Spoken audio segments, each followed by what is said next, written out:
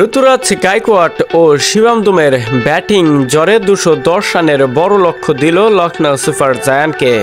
নিজেদের হোম ভেন্যুতে টস ছেড়ে প্রথমে ব্যাট করতে নেমে উইকেট বিপর্যয়ে পড়ে চেন্নাই সুপার কিংস। এরপর দলের হাল ধরেন ঋতুরাজ গায়কোয়াড়। প্রথম থেকে ব্যাটিং বিপর্যয়ে পড়া দলকে শেষ পর্যন্ত টেনে নিয়ে 210 রানের বড় টার্গেট ছুড়ে দেন বিপক্ষ দল লখনৌ সুপার জায়ান্টকে। এদিন মাত্র 56 বল মোকাবেলা করে 17 রানের দেখা পেয়েছেন ঋতুরাজ গায়কোয়াড়। শুধু তাই নয়, শিবম দুবের ব্যাটিং জোরেও উড়ে গেছে লখনৌ সুপার জায়ান্ট। 27 বলে 67 রান, যেটি চেন্নাই সুপার কিংসের জন্য অনেক বড় পাওয়া।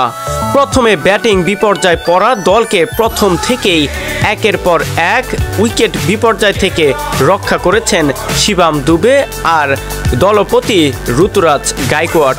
মাত্র 56 বল মোকাবেলা করে 17 রানের দেখা পেয়ে অনেকটা উচ্ছ্বসিত ঋতুরাজ গায়কোয়াড়।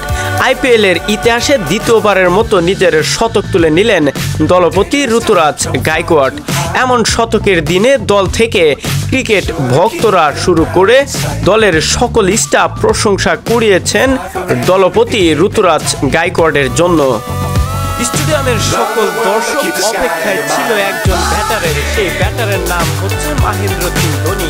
কিন্তু ব্যাটিং বিপর্যয়ে পড়া দল যখন শক্ত পজিশনে, তখন আর ধোনিকে মাঠের খেলায় অনেক আগে থেকে দেখা যায়নি।